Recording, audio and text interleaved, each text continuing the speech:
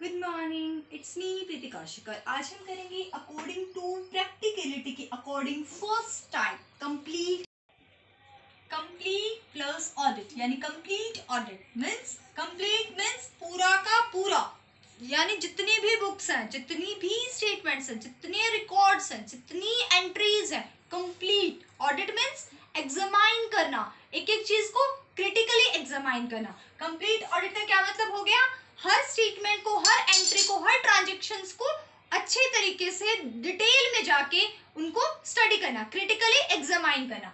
तो complete audit का क्या मतलब हुआ? All the books accounts of an organisation relating to a specific period are examined in detail. एक स्पेसिफिक पीरियड से रिलेटेड जितनी भी बुक्स हैं, जितनी भी ट्रांजेक्शन्स रिकॉर्ड की हैं, उनको अच्छे तरीके से एग्जामिनेशन करना, उनका क्या होता है? Complete audit. देन उसके बाद नो ट्रांजेक्शंस और अकाउंट्स और अदर रिलेटेड डॉक्यूमेंट्स रिमेन अनएग्जामाइन्ड। जब भी कंप्लीट ऑडिट होगा तो उस केस में कोई भी ऐसी एंट्री, कोई भी ऐसी ट्रांजेक्शन, कोई भी ऐसा अकाउंट नहीं रहना चाहिए जिसको रिकॉर्ड नहीं किया हो या जिसको हमने एग्जामाइन ना किया हो। देन उसके बाद every transactions, every entry, every book, total balance, जितना भी वाउचर्स, पार्टनरशिप डीड है, डॉक्यूमेंट्स है, उन सबको क्या करना है? एग्जामाइन करना है। इन केस ऑफ कंपनी के केस में क्या है? ये लीगली कंपल्सरी है, यानी ऑडिट कराना ही पड़ेगा कंपनी के केस में। ऑर्गेनाइजेशन एंड सोल प्रोप्राइटरशिप के केस में जैसे हम पहले पढ़ चुके हैं कि मैंडेटरी नहीं होता, लेकिन फिर भी कराते हैं। कंप्लीट ऑडिट मीन्स हर एक ट्रांजेक्शंस, हर एक बुक को कंप्लीटली एग्जामाइन करना means complete audit. According to practicality यानी सेकंड पार्ट के अकॉर्डिंग हमारा सेकंड ही आज चल रहा है पार्शियल ऑडिट। पार्शियल ऑडिट क्या होता है? पार्शियल मीन्स पार्शियली, यानी कि इनकम्प्लीट।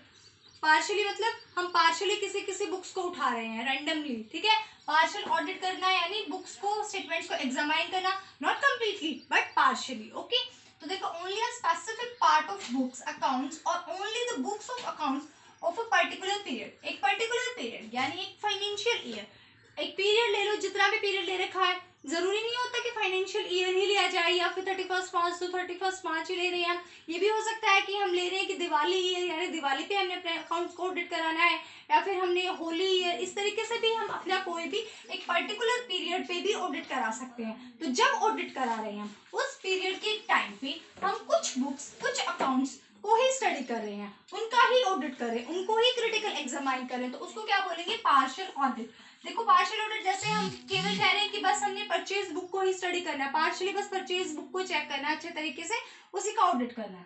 फिर उसके बाद हम सेल्स बुक को ले रहे हैं या फिर हम कैश बुक को ले रहे हैं, इस तरीके से। फिर या हम कह सकते हैं कि जैसे बुक्स ऑफ अकाउंट्स है, ओनली मंथ, केवल हमने जैन की मंथ्स के जितने भी अकाउंट्स हैं उनको ऑडिट करना है, वो भी पार्शियली है।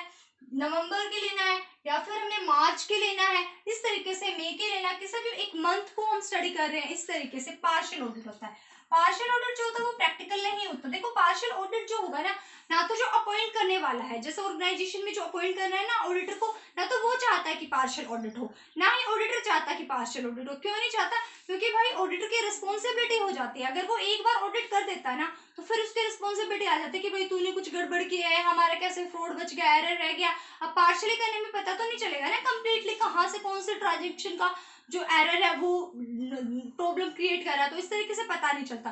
तो ना तो ऑडिटर चाहता है कि वो अपने अकाउंट्स को, उनके अकाउंट्स को पार्शियली ऑडिट करे, और ऑर्गेनाइजेशन वाले भी नहीं चाहते कि कोई फ्रॉड एरर बचे, वो भी नहीं चाहते कि पार्शियली ऑडिट कराएं वो। लेकिन फिर भी कुछ स्पेसिफिक ऑब्जेक्टिव के लिए पार्शियल ऑडिट कराना पड़ता है। जैसे उनको अगर लगता है कि केवल परचेज बुक में ही कुछ कमी है या परचेज बुक में ही प्रॉब्लम आ रही है, तब वो पार्शियल ऑडिट कराते हैं, ऐसे नहीं कराते, ठीक है। और रिपोर्ट सबमिट, अब जब रिपोर्ट सबमिट करानी पड़ेगी तो ऑडिटर को पहले बताना पड़ेगा कि मेरा स्कोप बस ये था, मैं बस पार्शियल ऑडिट करने के लिए ही अपॉइंट किया गया था, इसलिए मैंने पार्शियल ऑडिट किया है और ये उसकी रिपोर्ट है, वरना वो हर चीज के लिए लायबल होगा। इसलिए उसे क्लियरली मेंशन करना पड़ेगा अपनी रिपोर्ट में ऑडिटर को कि मैं पार्शियली ऑडिट करने के लिए अपॉइंट किया गया था और मैंने पार्शियल ऑडिट कंप्लीट कर दिया। ओके।